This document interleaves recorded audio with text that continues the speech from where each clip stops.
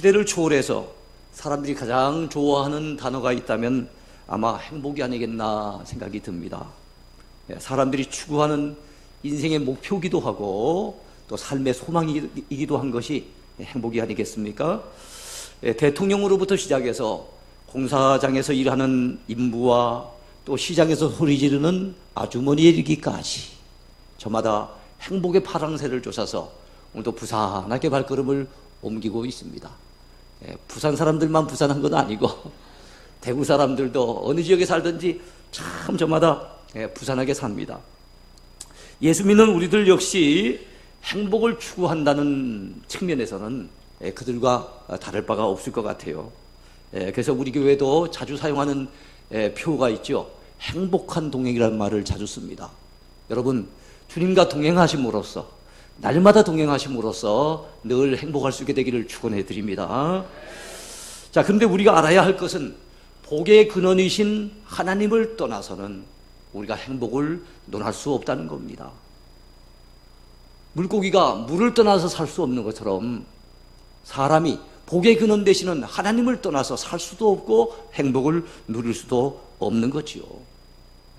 그래서 여러분, 하나님 안에 있을 때, 하나님과 연결되어 있을 때, 하나님의 은혜를 많이 누리며 살고 있을 때 여러분, 우리는 행복한 사람이 될 줄로 믿습니다. 그래서 행복한 사람은 달리 말하면 복 받은 사람이에요. 복을 받았으니 복 있는 사람이기도 하지요. 복 있는 사람. 그래서 행복한 사람은 복 받은 사람이며 복 받은 사람은 복 있는 사람인 것을 믿으시기 바라요. 그래서 복은 누가 주십니까? 복의 근원이 하나님이시니까 하나님 앞에 복을 받아야 되겠지요. 자, 하나님 앞에 복을 받으면 우리 속에 복이 있겠지요. 복이 있으니까 당연히 행복할 수밖에 없을 겁니다. 여러분이 그런 사람 되기를 축원해 드립니다.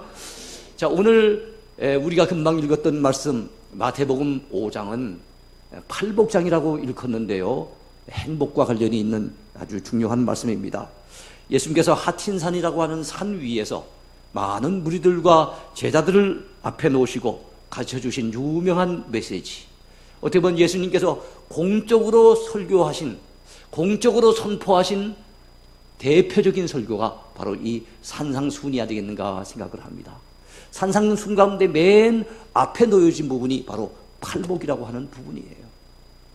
산상수훈은 하나님 나라 백성들에게 주시는 대헌장입니다. 적어도 하나님 나라 백성들이라면 이런 법대로 살아가라고 우리 주님께서 선포하신 말씀이에요. 여러분, 우리 예수님께서는 회개하라 천국이 가까웠느니라고 전도하시면서 첫 번째 하신 설교가 그거였거든요. 회개하래요, 천국이 가까웠대요. 근데 여러분, 참으로 회개치 아니하는 자에게는 천국은 멀기만 합니다. 그리고 주님을 모시지 않은 백성은 행복하고는 상관없이 살 수밖에 없을 거예요. 그러나 마음의 문을 열고 가난한 심령이 되어져서 주님을 모시는 사람, 그 사람에게는 여러분 하나님 나라가 임하는 것이고 그렇기 때문에 나는 진정 행복을 누리게 될 줄로 믿습니다. 예수님께서는 8가지 복을 제시해 주셨어요. 그래서 이 각각의 복이 다 의미가 심오하고 대단히 중요해요. 그래서 8주 동안에 걸쳐서 다루어야 되는 말씀인데 시간 관계상 그렇게는 뭐 할 수 없습니다. 그래서 3주에 걸쳐서 이 8복을 다루려고 합니다. 오늘은 2가지 복, 그 다음 주에는 3가지 복, 마지막 또 3번째 주에도 3가지 복을 다루게 될 것인데 오늘은 첫째 복과 둘째 복만 다루도록 그리하겠습니다. 자, 모두 8가지 복을 언급하셨습니다만 깊이 고찰해 보면은요, 결과적으로 2가지 이 복의 통로가 있어요. 즉 하나님과 어떤 관계를 맺느냐에 따라서 이 복이 임하기도 하고 또 이웃과 어떤 관계를 맺느냐에 따라서 이 복이 임하기도 합니다. 그러니까 이 복은, 주님이 가르쳐 주신 이 복은 관계를 타고 스며드는 복입니다. 관계를 잘 맺을 때 그 복을 누릴 수가 있는 거예요. 여러분, 참으로 억만금을 소유해도 관계가 깨지고 관계가 틀어지고 관계가 악화되면 우린 결코 행복할 수가 없을 거예요. 하나님과의 관계를 잘 맺는 것이 대단히 중요합니다. 이웃과의 관계를 또 잘 맺는 것이 대단히 중요해요. 그런 사람이 복 있는 사람이 될 수가 있는 거예요. 여러분이 그런 사람 되기를 축원해 드립니다. 자, 먼저 생각해 볼 제목입니다. 심령이 가난한 자는 복이 있나니. 심령이 가난한 자가 복이 있답니다. 그런 말씀이 어디 나옵니까? 여러분 5장 3절을 보시기 바라요. 심령이 가난한 자는 복이 있나니 천국이 그들의 것임이요 그랬습니다. 심령이 가난한 자가 복이 있대요. 왜요? 그 이유는 천국이 그들에게 있기 때문에, 천국을 소유했기 때문에, 그래서 심령이 가난한 자가 복이 있다는 겁니다. 그래서 첫 번째 복은 천국을 소유한 복이에요. 그 복을 누가 누리게 됩니까? 심령이 가난한 자가 누리게 된다는 거지요. 여러분 오늘 이 구절은 이렇게도 번역이 될 수 있을 거예요. 행복하여라 마음이 가난한 사람들이요 천국이 그들의 것이기 때문이로다. 그렇습니다. 마음이 가난한 사람들 행복하답니다. 왜냐하면 천국이 그들의 것이기 때문에 그렇다는 거예요. 왜 그럴까요? 천국이 어떤 곳이겠습니까? 천국이 임하는 것이, 우리 마음 가운데 천국에 임하는 것이 최고의 복인데, 천국은 하나님이 계신 곳입니다. 믿으시죠? 천국은 하나님을 모신 곳입니다. 천국은 하나님이 다스리시는 곳이 천국이에요. 만약에 천국에 하나님이 계시지 않다면, 죄악된 우리 인간이 그곳을 또 통치하고 다스린다면 천국은 여전히 갈등이 있을 것입니다. 다툼이 있을 것입니다. 전쟁이 끊이지 않을 것입니다. 천국은 더 이상 천국이 못 될 거예요. 천국이 왜 천국입니까? 우리 주님이 계시기 때문에, 우리 하나님께서 다스리시기 때문에 천국인 거예요. 근데 여러분, 그 심령 가운데 이 천국이 임한 사람은 복이 있다는 것은, 달리 말한다면 그 심령에 하나님을 모신 사람은 복이 있다 이 말입니다. 그 심령에 하나님이 오셔서 그 마음을 다스리시고 계시는 사람, 그 사람은 복 있는 사람이라는 거예요. 왜요? 그 마음 가운데 이미 천국이 임했기 때문에 그렇다는 겁니다. 믿으시기 바랍니다. 이것이 심령의 천국일 거예요. 심령의 천국. 우리 가정에 주님이 오셔서 우리가 주님을 모시고 살고 주님이 우리 가정을 다스리고 계신다면 우리 가정 천국을 이루게 될 겁니다.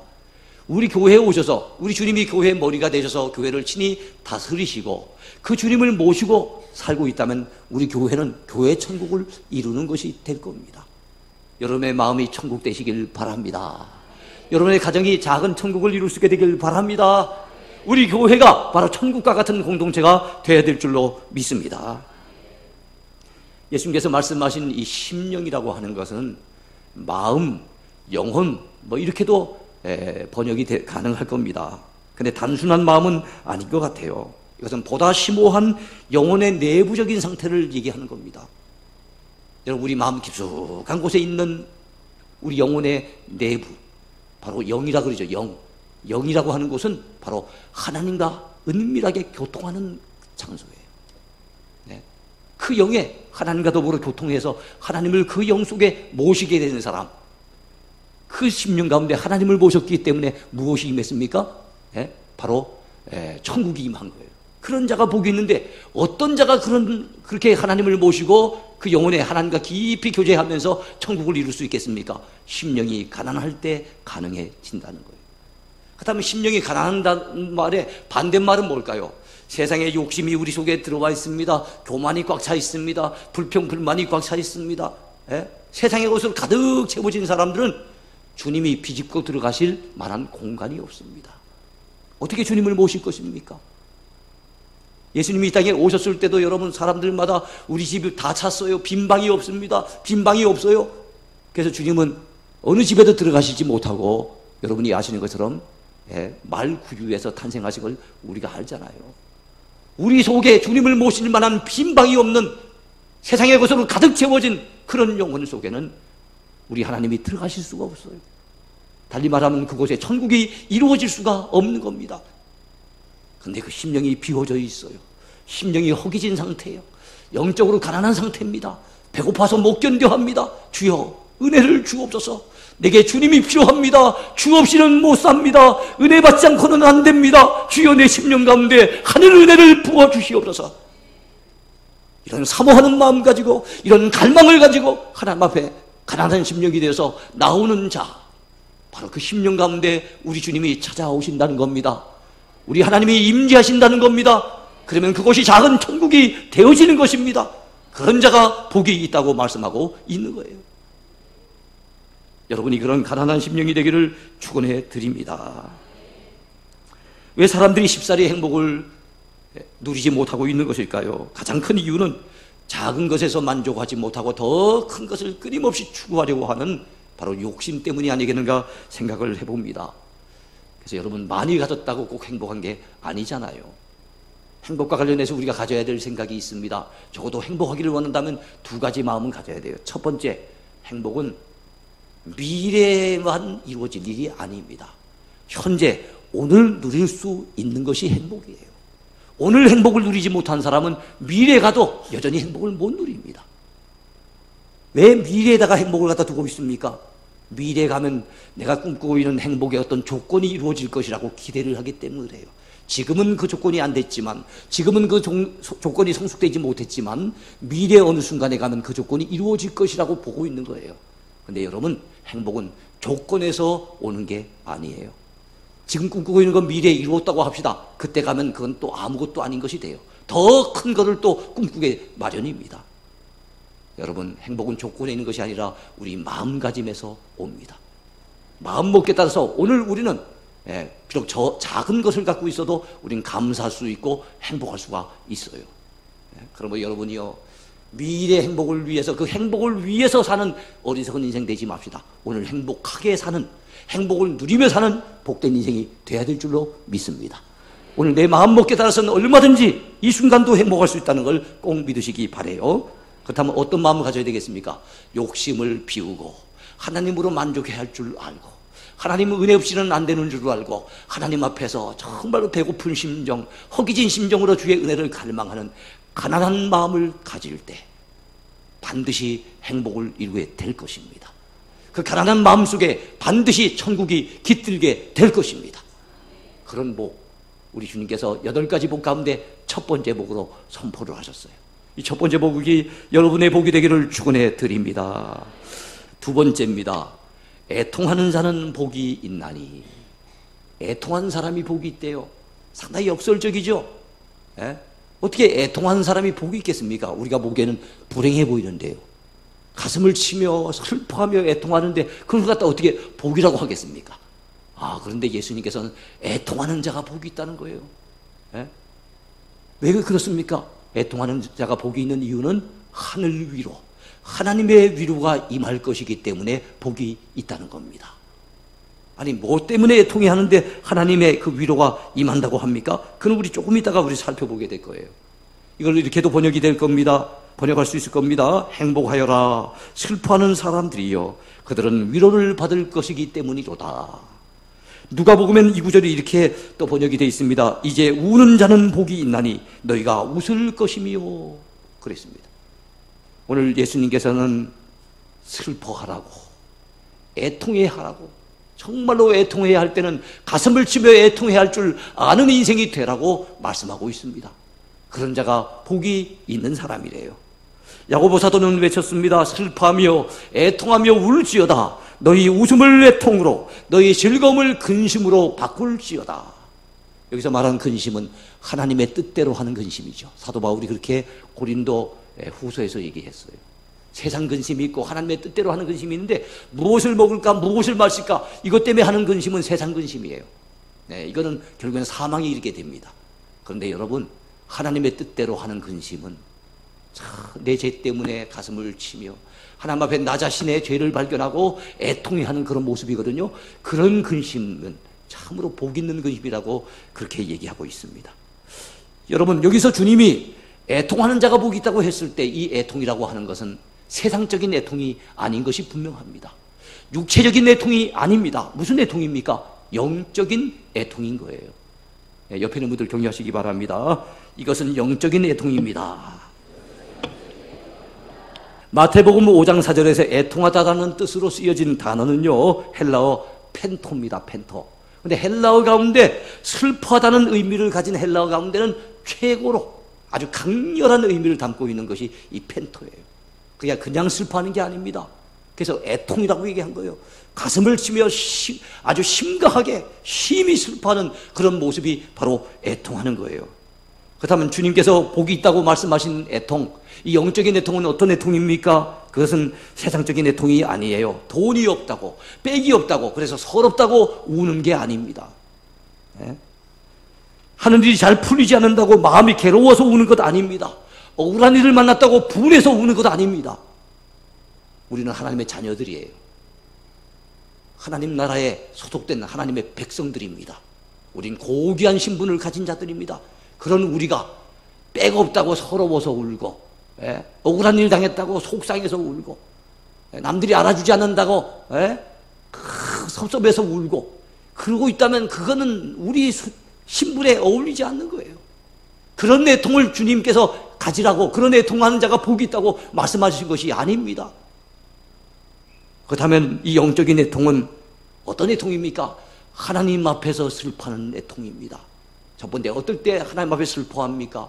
내 사랑하는 가족이 떠나는 그 모습 속에서 죽음 앞에 서니, 야, 참 인생은 이렇게 연약한 존재구나. 인생은 이렇게 유한한 존재구나. 인생은 이렇게 허무한 존재구나. 인생의 허무에 눈을 뜨는 거예요. 우리 인간의 힘으로는 어찌할 수 없는 절망 앞에 서서 나 자신의 무력함을 뼈저리게 느끼면서 흘리는 눈물, 이런 영적인 애통이 우리에게 필요하지요. 그래야만 더욱더 하나님을 전적으로 의지하게 되니까요. 영적인 애통이 또 무엇이겠습니까? 세상의 죄악된 모습과 그 비참한 모습 때문에 애통하는 겁니다. 저렇게 자꾸만 죄를 짓고 범죄 타락하다 보면 결국에는 지옥에 가게 될 터인데, 그 사실을 알지 못하고 하나님의 무서운 심판이 있다는 사실을 알지 못하고 꾸역꾸역 죄를 짓고 있는데, 사랑하는 가족들을 바라볼 때, 사랑하는 내 형제들을 바라볼 때 그 때문에 가슴을 치며 애통하는 경우가 있잖아요. 예수님께서는 앞으로 곧 망하게 될 것인데도 그걸 알지 못하고 여전히 참 주님을 거부하고 있는 예루살렘 주민들을 바라보면서, 감람산에서 예루살렘을 내려다보시면서 주님은 하염없이 눈물을 흘리신 적이 있었습니다. 예레미야 선지자는 참으로 하나님 앞에 범죄 타락함으로 말미암아 유다 나라가 멸망을 당하고 예루살렘 성이 완전히 파괴되었을 때 그는 예레미야 애가를 지어 부르면서 애통했던, 참으로 뜨거운 눈물을 흘렸던 그런 선지자였습니다. 오늘 우리들도 믿지 않은 가족들 때문에, 형제들 때문에 여러분 이런 눈물을 흘려야 되지 않겠습니까? 믿지 않은 남편 때문에 여러분 가슴을 쳐보셨습니까? 믿지 않은 부모 형제들 때문에 여러분 가슴을 치며 눈물로 호소해 보았습니까? 하나님, 내 사랑하는 남편 어찌합니까? 우리 사랑하는 부모님 어찌합니까? 내 사랑하는 자녀들이 이렇게 신앙생활 안 하고 있는데 하나님 어찌합니까? 하면서 여러분 가슴을 쳐보셨습니까? 이런 애통이 있을 때 하나님은 그런 자를 위로해 주신대요. 그런 자가 복이 임한다는 겁니다. 그런 자에게 복이 있다는 겁니다. 그런데 이 본문의 말씀에서 영적으로 애통하는 자 가운데 가장 뜻이 가까운, 그 본문의 의미에 가장 가까운 의미는 뭘까요? 그것은 다른 것도 의미 있겠지만, 내 죄를 발견하고 나의 허물진 모습 때문에, 나의 죄악된 모습 때문에, 하나님의 말씀에 불순종하며 살아왔던 나의 지난달들의 그 죄악들 때문에, 그 죄가 생각이 나서 하나님 앞에 마음이 아파서 어찌할 줄 몰라서 가슴 치며 눈물을 쏟아내는 그 애통이 있는 자가 복이 있대요. 그런 자에게 주님이 사죄의 은총을 주신답니다. 그 사죄의 은혜를 체험하게 된다면 하늘을 경험하게 될 것이고, 여러분 그런 자가 복이 있다고 주님은 말씀하고 있는 겁니다. 여러분이 그런 사람 되기를 축원해 드립니다. 사람들은 남의 죄에 대해서는 잘 발견하고 막 지적을 하고 비판을 잘합니다만, 형제 눈 속에 있는 티는 지적을 합니다만 자기 눈 속에는 들보는 발견하지 못해서, 자기 자신의 죄악된 모습, 허물진 모습, 그것은 발견하지 못해서 여전히 불행하게 불쌍하게 살아가는 영혼들이 얼마나 많습니까? 자기 자신의 죄를 발견하는 인생이 복이 있다고 주님은 선언하고 계시는 거예요. 여러분, 우리들의 죄가 얼마나 심각한지 아십니까? 우리들의 죄 때문에 하나님의 아들의 손에 못이 박혀야 했습니다. 우리들의 죄 때문에 하나님의 아들의 머리에 가시며 유관이 씌워져야 됐습니다. 우리들의 죄 때문에 여러분 하나님의 아들이 정말 그 목숨을 갖다가 바쳐야 될 만큼 심각한 죄가 바로 오늘 우리에게 있다는 걸 잊어버리면 안 됩니다. 이게 우리의 존재예요. 죄악 앞에 무력한 존재, 죄를 먹고 마시는 존재, 죄에서 벗어나지 못하고 헤매고 있는 존재가 우리입니다. 이 사실을 놓쳐버리고 살면 안 되잖아요. 여러분, 이런 사실을 발견하고 하염없이 울었던 유대의 유명한 왕이 있었습니다. 이스라엘의 왕. 누굽니까? 다윗 왕이죠. 바세바와 범죄한 이후에 나단 선지자가 와서 그의 죄를 지적했을 때 무릎을 꿇고 그때부터 통에 잡아가기 시작하면서 가슴을 치며 회개했던 다윗 왕. 그러했기에 그는 이스라엘 나라에서 여전히 성군으로 남아 있는 겁니다. 여러분, 이처럼 하나님 앞에 참으로 영적인 애통을 가진 자는요, 하나님이 주시는 위로를 경험할 수 있어요. 사랑 가족을 먼저 떠나보내고 슬퍼하며 애통했던 성도들이 여러분 장례를 잘 마치고 그리고 난 다음에 시간이 흘러가면서 그의 심령 가운데 위로가 임하는 것을 저는 종종 봤습니다. 저 자신도 또 사랑하는 가족들을 먼저 떠나보내고 난 다음에 슬픔에 잠겨 있다가 주님이 주시는 위로를 통해서 참으로 부활에 대한 확신이 더 강해지고 천국에 대한 소망이 더 커지는 것을 느낄 수 있었습니다. 그래요. 당장은 사랑하는 가족들과 헤어지는 그 이별의 아픔, 인간의 그 절망이잖아요. 죽음이라고 하는 절망 앞에 무력하기 짝이 없는 우리 모습 때문에 우리는 하염없이 눈물을 흘리며 안타까워하지만 하나님이 위로해 주시면은 여러분 그 슬픔을 능히 이겨낼 수가 있습니다. 그리고 천국에 대한 소망이 더 커지게 될 것입니다. 부활에 대한 확신을 더욱더 강하게 간직하게 될 것입니다. 그리고 우리 죄 때문에 가슴을 치며 또 애통해 했을 때도 제가 조금 전에 제 경험을 말씀드렸던 것처럼 우리 하나님이 주시는 하늘 위로가 우리 심령 가운데 물밀듯이 밀려와서 여러분 조금 전에는 울었었는데 이제는 기뻐서 여러분 참 노래를 부르고 찬송을 부르는 그런 모습으로 탈바꿈되게 될 줄로 믿습니다. 우리 하나님은 하늘 위로자가 되십니다. 여러분 절망을 소망으로 바꾸어 주신 분이십니다. 슬픔을 기쁨으로 바꾸어 주신 분이십니다. 그분이 우리 주님이세요. 이 주님의 위로를 우리가 경험하며 살아야 되지 않겠습니까?